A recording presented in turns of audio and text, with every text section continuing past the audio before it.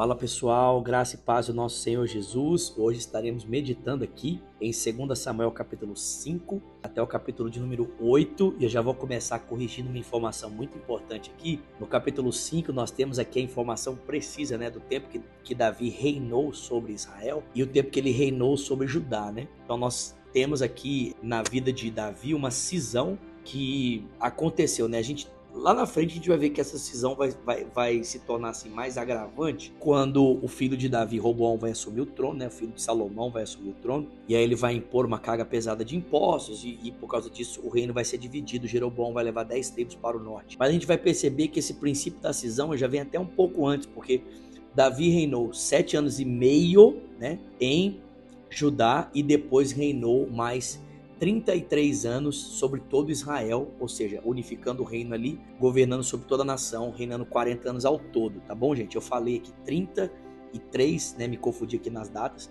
Na verdade, ele reinou 7 anos e meio em Judá e 40 anos sobre todo o Israel. Então, Davi vai vencer esse conflito armado que se viu, vai estabelecer, então, um reino unificado e ele vai transformar Jerusalém na capital do império e, para isso, Davi vai levar a Arca da Aliança para Jerusalém. E aí vai acontecer aquele episódio da morte de Uzá por tocar indevidamente na arca e por toda a forma como ela estava sendo transportada que não respeitava os parâmetros da lei. Posteriormente Davi vai consultar o Senhor, nós vamos ver esse mesmo relato lá em 2 Crônicas, e Davi então vai consultar a lei do Senhor, vai descobrir que a arca deveria ser transportada pelos levitas, que eles deveriam se consagrar, e aí com isso a cada 6 passos era feito um sacrifício até que a arca entre em Jerusalém. Nós vamos ter ali também um episódio muito triste entre a família de Davi, dentro da família de Davi, em que Mical vai zombar dele. Nós vemos ali uma discussão de família. A Bíblia diz que eles vão morar na mesma casa, mas Mical não vai mais ter mais filhos. Algumas pessoas interpretam como se Deus tivesse secado o ventre de Mical, e na verdade o texto não diz isso. O que o texto diz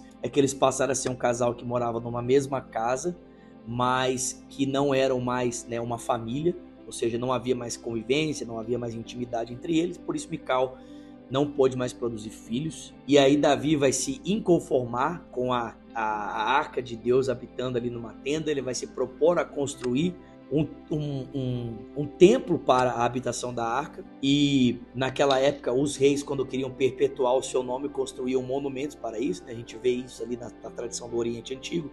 Inclusive vemos isso também dentro do Império Romano, dentro do próprio Império Grego. Mas Davi quer perpetuar o nome do Senhor, construindo um templo para ele.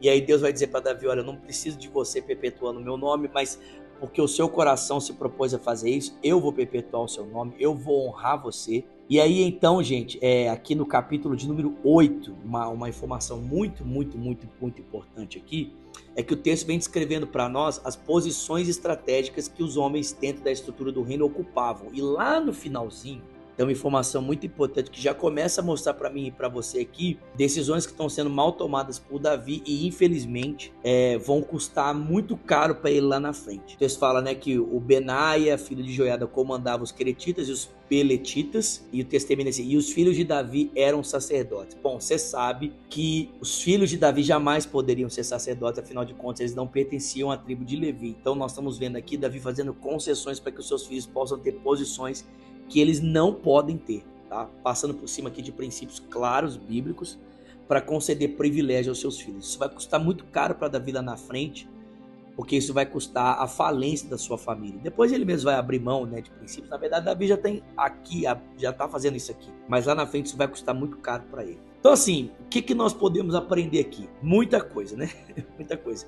Mas, em primeiro lugar, o que podemos aprender aqui com Davi é: não fazemos concessões, porque nós criamos os nossos próprios monstros, ou seja, aquilo que nós vamos tolerando. O pastor Márcio dizia isso, Cada um só tem aquilo que tolera, você só tem aquilo que você tolera. Então, se você for fazendo concessões, depois não se arrependa das concessões que você fez.